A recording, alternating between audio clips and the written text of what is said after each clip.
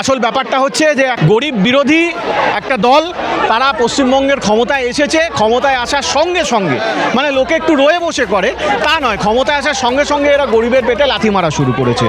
গরিবের পেটে লাথি মারতে ভারতীয় জনতা পার্টি বিন্দুমাত্র দ্বিধা করে না। এদের মনুষ্যত্ববোধ বলে কিছু নেই, সেটাই আজকে বাংলার মানুষ দেখতে পাচ্ছে। এটা থেকেই বোঝা যাচ্ছে যে এরা যে কথা বলেছিল বাংলার উন্নয়নের জন্য, বাংলার অর্থনীতির বিকাশ টিকাশ হ্যানত্যান এসব অনেক কথা বলেছিল, সবকা সাথ সবকা বিকাশ, এখন প্রমাণিত হয়ে গেছে যে সবকা সাথ সবকা বিনাশ করছে ওরা। বাংলার মানুষের চোখের জলে সোনার বাংলা হোক আর হীরের বাংলা হোক আমরা বাঙালিরা চাই না। বাংলার মানুষ হাসবে তবেই সেটা সোনার বাংলা হবে। বাংলার মানুষের চোখের জলের ওপর কখনো সোনার বাংলা তৈরি হতে পারে না। তো এখানে এই প্রথম আমরা দেখতে পেলাম এমন একটা সরকার, যে সরকার বলেছে যে আমাদেরকে যে ভোট দেয়নি আমরা তাদেরকে কোনো সহযোগিতা করব না, তাদেরকে কোনো হেল্প করব না। আমরা জানতাম যে সরকারটা রাজ্য সরকার, পশ্চিমবঙ্গ সরকার, তো ওনারা তো বলেই দিচ্ছেন ওনারা পশ্চিমবঙ্গ সরকার না, ওনারা কি হিন্দুদের সরকার। এই যে হকারদের উচ্ছেদ করে দিচ্ছে এবং রীতিমতো ইউপি বিহার হচ্ছে পশ্চিমবঙ্গে, কি বলবেন? হ্যাঁ, তো ওরা তো ইউপি বিহারটা তো সারা ভারতবর্ষই করার চেষ্টা করছে। আসল ব্যাপারটা হচ্ছে যে একটা গরিব বিরোধী একটা দল তারা পশ্চিমবঙ্গের ক্ষমতায় এসেছে। ক্ষমতায় আসার সঙ্গে সঙ্গে মানে লোকে একটু রয়ে বসে করে তা নয়, ক্ষমতায় আসার সঙ্গে সঙ্গে এরা গরিবের পেটে লাথি মারা শুরু করেছে। এটা পশ্চিমবঙ্গে করেছে তাই আমাদের কাছে নতুন মনে হচ্ছে। দিল্লিতেও রেখা গুপ্ত তাই করেছে। উত্তরপ্রদেশেও যোগী আদিত্যনাথ ক্ষমতায় আসার পরের দিন থেকে ওখানে হকারদেরকে তুলে দিয়েছে। এরা বেসিক্যালি একটা গরিব বিরোধী, মানবতা বিরোধী একটা নৃশংস সরকার। সেই কারণের জন্য গরিবের পেটে লাথি মারতে ভারতীয় জনতা পার্টি বিন্দুমাত্র দ্বিধা করে না। এদের মনুষ্যত্ববোধ বলে কিছু নেই, সেটাই আজকে বাংলার মানুষ দেখতে পাচ্ছে। আমরা সেটা আমাদের কাছে প্রমাণিত। যারা 20-30 বছর ধরে হকারি করতো তারা বলছে বেআইনি, এখন মিনিমাম 6 মাস নোটিস দিক, তারপর 3 দিন নোটিস দিচ্ছে।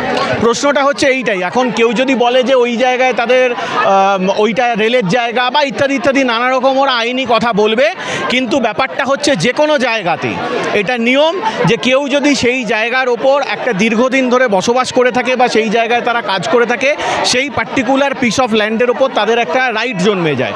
সেইটা থেকে যদি তাকে তুলতে হয় তাহলে তাদেরকে নোটিশ দিতে হবে, তাদেরকে আইনি পথে যেতে হবে। এখানে সেরকম কোনো ব্যাপার নয়। যখন একটা বিপুল জনবিক্ষোভ তৈরি হয়েছিল সেই কারণের জন্য ওরা নামকা বাস্তে একটা নোটিশ দিচ্ছে, 24 ঘন্টা কি 48 ঘন্টার নোটিশে উঠে যেতে বলা হচ্ছে। কোনো রকম কোনো মানে বিকল্প ব্যবস্থা, পুনর্বাসনের ব্যবস্থা না করিয়ে এরা উঠিয়ে দিচ্ছে। এটা থেকেই বোঝা যাচ্ছে যে এরা যে কথা বলেছিল বাংলার উন্নয়নের জন্য, বাংলার অর্থনীতির বিকাশ টিকাশ হ্যানত্যান এসব অনেক কথা বলেছিল, সবকা সাথ সবকা বিকাশ, এখন প্রমাণিত হয়ে গেছে। 1 মাসও যায়নি, ক্ষমতায় আসার 1 মাসের মধ্যেই এটা প্রমাণিত হয়ে গেছে যে সবকা সাথ সবকা বিনাশ করছে ওরা। হ্যাঁ, এটা তো বোঝাই যাচ্ছে যে এটা কতটা সোনার বাংলা তারা করছে। শুনুন, বাংলার মানুষের চোখের জলে সোনার বাংলা হোক আর হীরের বাংলা হোক আমরা বাঙালিরা চাই না। বাংলার মানুষ হাসবে তবেই সেটা সোনার বাংলা হবে। বাংলার মানুষের চোখের জলের ওপর কখনো সোনার বাংলা তৈরি হতে পারে না। বাংলা মানে কি শুধু একটা জমির খণ্ড, একটা ভূমিখণ্ড, একটা দেশের একটা রাজ্য? বাংলার মানে বাংলার মানুষ, বাংলা মানে বাংলার সংস্কৃতি, বাংলা মানে বাংলার কৃষ্টি, বাংলার ঐতিহ্য।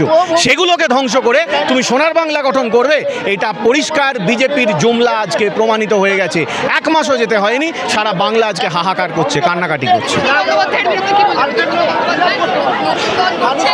সিপিএম থেকে তৃণমূল, তৃণমূল থেকে আবার নতুন তৃণমূল, ওনার বিরুদ্ধে কিছু বলার নেই, বেসিক্যালি ওনাকে নিয়েই কিছু বলার নেই। ব্যাপারটা হচ্ছে এইটাই যে উনি কি দল করবেন আমি জানি না। সম্ভবত ওনার দলের প্রতীক চিহ্ন বালিশ রাখবেন কিংবা জিভ রাখবেন, সেটা উনি করুন। এখন মুশকিলের ব্যাপারটা হচ্ছে যে উনি তো এর আগে 2 বার রাজ্যসভার সাংসদ হয়েছিলেন মমতা বন্দ্যোপাধ্যায়ের দয়ায়, এবার বিধানসভায় গেছেন। আমি ওনাকে শুধু এইটুকু অনুরোধ করব যে যদি সৎসাহস থেকে থাকে তাহলে আপনার যদি এতই তৃণমূল কংগ্রেস বা মমতা বন্দ্যোপাধ্যায় বা ওই সকল ওনার বক্তব্য কি এই দলেতে নাকি কোনো গণতন্ত্র নেই, হ্যান ত্যান। আপনার যদি এই দলকে এতটাই অপছন্দ হয়ে থাকে, মমতা বন্দ্যোপাধ্যায়কে যদি এতটাই অপছন্দ হয়ে থাকে, দয়া করে আপনার বিরুদ্ধে আমি কোনো কথা বলছি না, দয়া করে আপনি পদত্যাগ করুন বিধায়ক হিসাবে।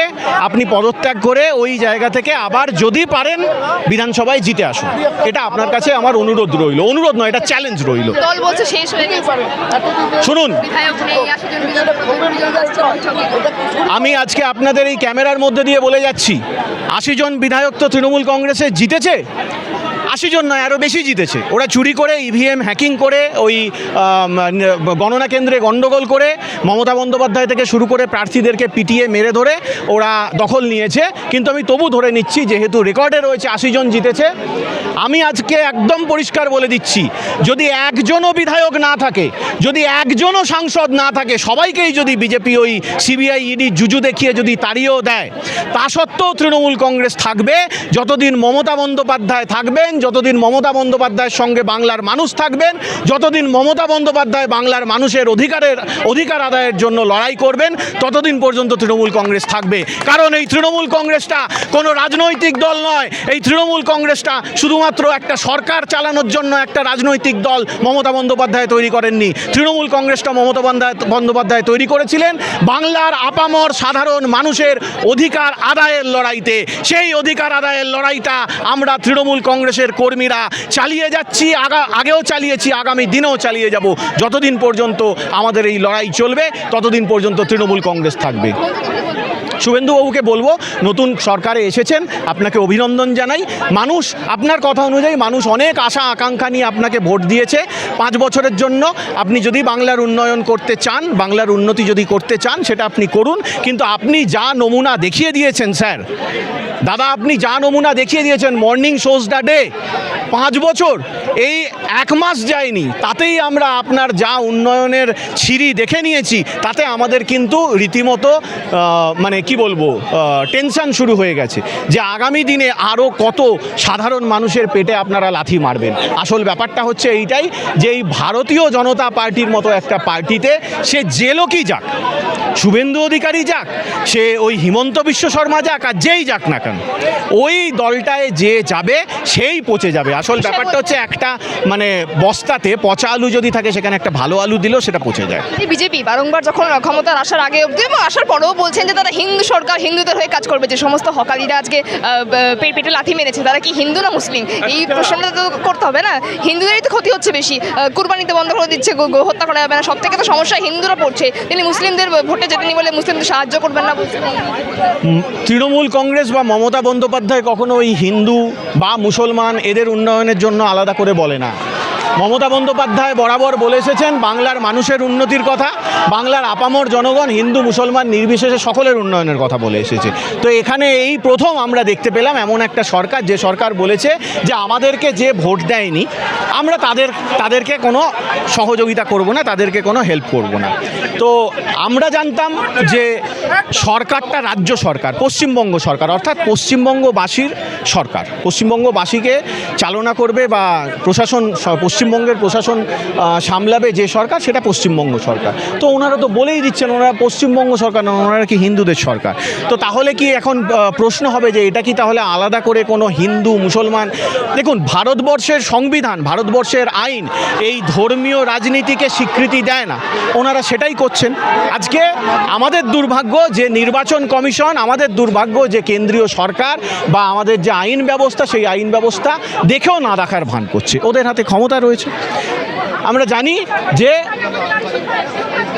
যখন একজন মন্ত্রী, একটা সরকার শপথ নেয়, দেশের সংবিধানের নামে শপথ নিচ্ছে, দেশের জনগণকে তাদের সমস্ত ধরনের ভয় ভীতি, সমস্ত প্রভাবের ঊর্ধ্বে উঠে তাদেরকে সাপোর্ট দেওয়ার জন্য, তাদেরকে সার্ভিস দেওয়ার জন্য তারা শপথটা নিচ্ছে। কিন্তু এখানে দেখা যাচ্ছে যে তারা সেই সমস্ত সাংবিধানিক ক্রিয়াকলাপ, সব কিছু কর্তব্য, সব কিছু ভুলে গিয়ে তারা এই ধরনের কথাবার্তা বলছে। এটা সম্পূর্ণভাবে একটা অগণতান্ত্রিক এবং অসাংবিধানিক তাদের ব্যবহার। এবং বিজেপি এইটাই বিজেপি, এইটাই ভারতীয় জনতা পার্টি।